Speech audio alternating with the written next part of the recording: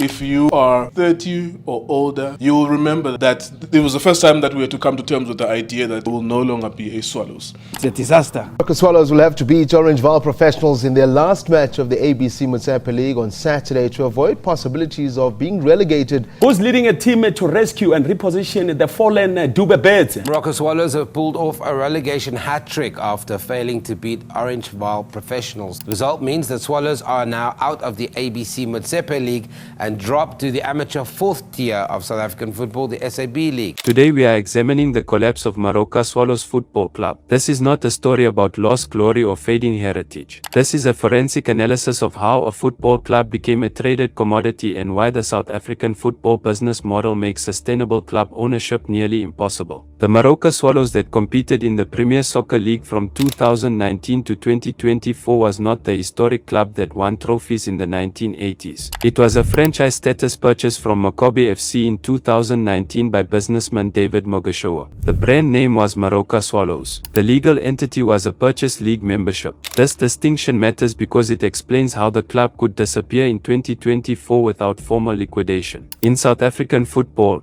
clubs do not earn promotion through sporting merit alone. They acquire what is called PSL status. This status is a license to compete in the Premier Soccer League. It can be bought and sold like property. When Mogashoa wanted to bring Swallows back to top-flight football, he did not build a team from lower divisions. He purchased Maccabi FC's existing status and rebranded it. We need to bring the new ones as well, the techno-savvy ones, the young people, because that's where the digitalization process is very important. So we're going digital, refresh the brand, reposition the brand, make it attractive to young and old, but ensure it's sustainable. The reality of the situation is that Moroka Swallows is at SAB League. That's the reality of the situation, and they have to start the league at that level.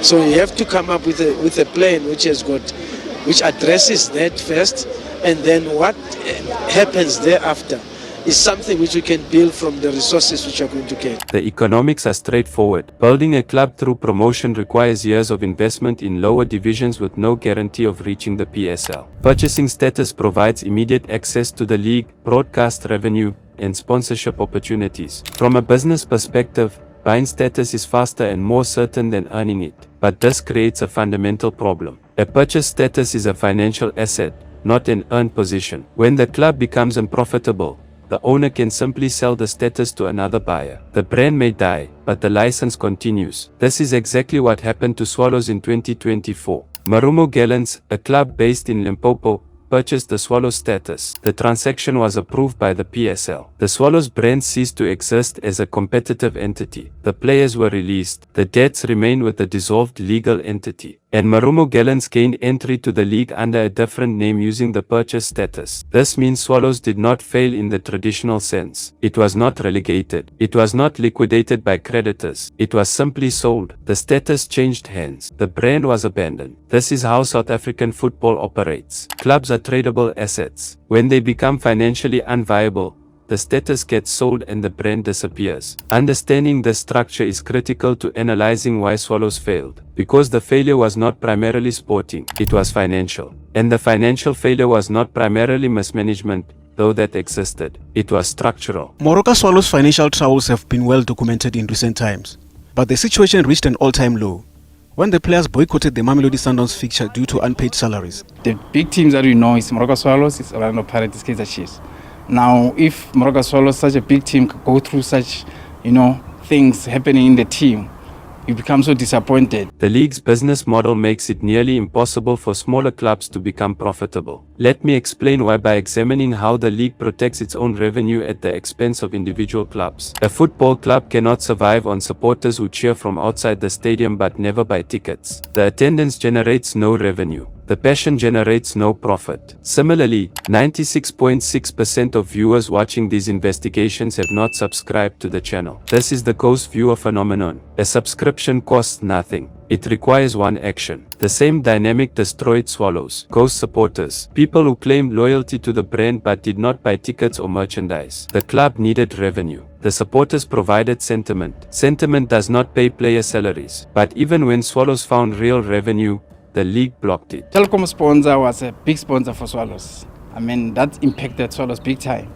because of what I heard there was already budget made for the team for the whole season. Everything was done, But then after the PSL decided no, you cannot have that sponsor, then everything just changed. In 2021, Swallows negotiated a major sponsorship deal with Telkom. This was not a minor agreement. This was a significant financial commitment from a major telecommunications company. The deal would have provided the club with stable funding, allowing them to compete financially with better resourced teams. The PSL blocked the agreement. The reason given was conflict of interest. The league had existing sponsorship relationships with MTN and MultiChoice. Telkom is a competitor to MTN in telecommunications and a competitor to MultiChoice in broadcasting. Allowing Telkom to sponsor an individual club would create tension with the league's primary sponsors. From the PSL's perspective, this decision protects league revenue. The league's broadcast deal with MultiChoice and sponsorship with MTN generate funds distributed to all clubs. Allowing one club to sign a conflicting sponsor could jeopardize those league-wide agreements. The decision prioritizes collective revenue over individual club autonomy. From Swallows' perspective, this decision was a financial execution. The club had found a sponsor willing to invest. The sponsor was legitimate and financially capable, but the league's commercial interests took priority over the club's survival needs. Swallows lost the Telkom deal and with it, the financial lifeline that could have stabilized operations. This is not unique to Swallows. The PSL structure inherently limits how individual clubs can generate independent revenue. Broadcast rights are sold collectively. Major sponsorships are controlled at league level. Clubs receive distributions from these centralized deals, but they cannot negotiate competing agreements that might generate more money. Smaller clubs like Swallows are trapped. They receive modest distributions from league agreements. They cannot sign independent sponsors that conflict with league partners. They must compete against clubs with wealthier owners who can subsidize operations from external business interests. The model assumes that club owners will continuously inject personal capital to cover operating losses. When Mogashoa purchased the Maccabi status in 2019, he inherited not just a league license but also a debt burden. The club carried over 10 million rand in unpaid taxes to the South African Revenue Service from the Leon Prins ownership era. SARS does not forgive tax debt when club ownership changes. The liability transfers with the entity. This created immediate financial pressure. Before Swallows could invest in players or infrastructure, the club needed to service historical debt. SARS enforces collection aggressively. Tax debt cannot be discharged through bankruptcy. It persists until paid. This 10 million rand burden sat on the club's balance sheet from day one of Mogashoa's ownership. Simultaneously, the club faced FIFA sanctions. I can tell you now, yesterday, we also received an official letter from SAFA and FIFA to say Swallows must be relegated further because we didn't meet our financial obligations with FIFA. So it was not easy. We had to persuade the courts, we have to persuade people that we owe, we have to persuade previous owners. There are media reports claiming that Chairman David Mogashoa is diverting funds from the club to Upington City, which is allegedly run by his daughter. It is also reported that he bought a bus for the team from the Northern Cape campaigning in the National First Division. What I heard is that Mr. Mogashoa is making sure that this team, Upington City, is run professionally because they're sponsored by Puma. They've got everything, salaries on time, everything is done on time. They don't have issues, and then which is, imagine if he does that, but, abandoning Swallows being the big team. It doesn't make sense for me. When football clubs fail to pay player wages, players can file complaints with FIFA. If the club does not resolve the dispute, FIFA imposes a transfer ban. The club cannot register new players until the outstanding wages are paid. Swallows had multiple such cases. Vladimir Mandic and Obran Kakovic, foreign players who had contracts with the club, filed claims for unpaid wages. FIFA ruled in their favor. The transfer ban prevented Swallows from strengthening the squad. The club was stuck with existing players while unable to recruit replacements or reinforcements. This is the debt trap. Tax obligations compound. Player wages go unpaid. FIFA bans prevent squad improvement. The team's performance suffers. Poor performance reduces ticket sales and sponsorship appeal. Reduced revenue makes it harder to pay wages. The cycle reinforces itself. By December 2023, the situation had become critical. Players had not received salaries for multiple months. The squad went on strike. They refused to train or play until wages were paid. The club had scheduled matches against Mamelodi Sundowns and Golden Arrows. Swallows could not field a team. The matches were either postponed or forfeited. The PSL responded with sanctions. The league fined Swallows 1 million rand. 600,000 of that fine was suspended, meaning it would only apply if further violations occurred. But 400,000 rand had to be paid immediately. For a club already unable to pay player salaries, a 400,000 rand fine was financially devastating. The fine cleared out what little remained in the club's bank account. The players were still unpaid. The SARS debt was still accumulating interest. The FIFA transfer ban was still in effect. The strike revealed something even more damaging than the financial numbers. During the period when the club could not pay wages, players organized their own transportation to training. The club could not afford to provide transport. Players either drove themselves or arranged carpools. This was not a brief emergency measure. This was the operational reality for an extended period. When a professional football club cannot provide basic logistics like player transport, the institution has failed at a fundamental level. This was not a cash flow problem. This was organizational collapse. The club was operating like a sponsor shop, making decisions day by day without sustainable business planning. And the PSL fine made recovery impossible. The 400,000 rand penalty eliminated any remaining financial flexibility. The club could not pay wages,